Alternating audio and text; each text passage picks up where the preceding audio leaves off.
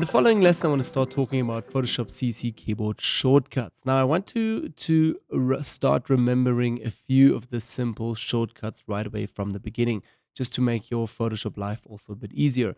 And also have a look in the bonus package here in your whole pro tutorial. Is again under the bonus section are some PDFs included with all the keyboard shortcuts from Photoshop CC. And don't be too worried, Photoshop CS6, 5, and 4 pretty much have the same shortcuts as well. They might have changed just a little bit, but most of them are pretty much the same still. So yeah, let's head right away here into our first sheet here, which is just again the basic sheet. There are 4 actually. If we go over here to the side, you guys can see there are a few more. So maybe if you're interested, open this and try reading through a few just to have a better understanding of the keyboard shortcuts in Photoshop.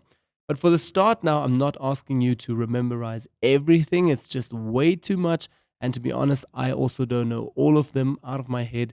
I sometimes go and open the PDF to have a look, but the beginner ones and the basic ones, I all do know them. And I would ask you to pretty much do the same. Practice and learn only the beginner keyboard shortcuts. So right away, I want to show you everything that I've made red here. I would say is a good start to learn the keyboard shortcuts. So basically, decrease brush size and increase brush size. So opening and closing bracket here on the keyboard. Again, very, very handy to know these if you don't have a Wacom Intuos 5 Pro tablet, or if you're struggling here to hold Command and Alt together, then these are your friends. Again, if you're working in the brush or the pen tool. Then also next, brush, pencil, or color replacement tool.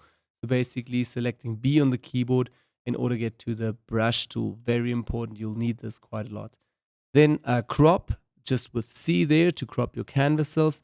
Then, like we also discussed in the course, default foreground and background colors with D again to change those back, especially if you're working with a lot of masks and layers. Then the eraser tool, very simple. If you're working on a single layer, eraser tool also comes in handy. Gradient tool also to be found again in the toolbar, but if you want to work quicker, remember it's G. Hand tool again because you want to move around a lot, also H over here. Then eyedropper and I again, E also, then clone tool, content away, red eye, all of that. Healing brush, very important, is also J again. Also very good to know that shortcut. Then let's head over a little bit more. Pen tool, very essential to know that P is for the pen tool.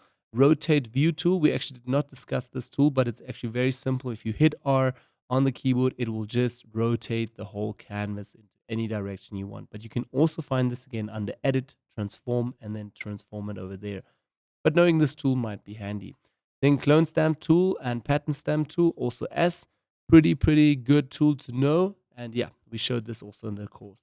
Then type tool, very important if you're a graphic designer or even as a retoucher if you want to put text on your images. Again, T for the text tool, the type tool here. Then move tool, like I said, always move tool to know that one is very essential to moving your layers around and stuff in your layers. You will need this all the time. Then switching foreground colors back to the normal state, especially if you change them for gradients or you worked with this on brushes, then hit X on the keyboard. Very essential again. And remember, all of these keyboard shortcuts are obviously being used in Windows and Macintosh, so both work on the same way. It's just again for Mac, it's Command, and for Windows, Control. I'll repeat this at the end. Zoom tool, again, Z as well. Very, very important if you're not sure how to work with a navigator or you're confused, work with Z. Or if you're not confused with the Z tool and can't remember this, then work with the navigator. Then hand tool, especially if your application bar is switched on, you want to move quickly on your canvas, make it small and big, move it around. The hand tool is your friend with spacebar. So again, use that one. Then I haven't lined anything else. The rest that I still did here is again to exit Photoshop, Command and Q together to exit Photoshop quickly. And don't worry, it will always ask you to save before. It won't just close down. Then again, Command and S, very important here also if you want to save your files. In the next lesson, I'll also show you, or actually the last lessons of the course, we'll also go a little bit more into how to save actually stuff on Photoshop.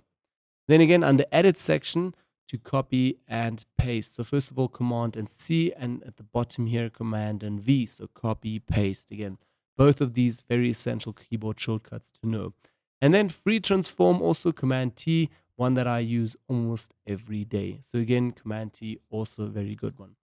Then yeah, so far these are just the keyboard shortcuts that I'm asking you to study a bit, to understand and to learn so that you can work quicker in Photoshop. And also have a look at the PDFs files. So go over and select PDF number 1, 2, or 3 and read a bit through what is what and what gives you more options with keyboard shortcuts. Very, very essential to know. But like I said, also I do not know all of these. I memorize basically the basic ones and a few advanced ones. But yeah, that's basically for this lesson. Let's head over now again back to Photoshop to some menu tools.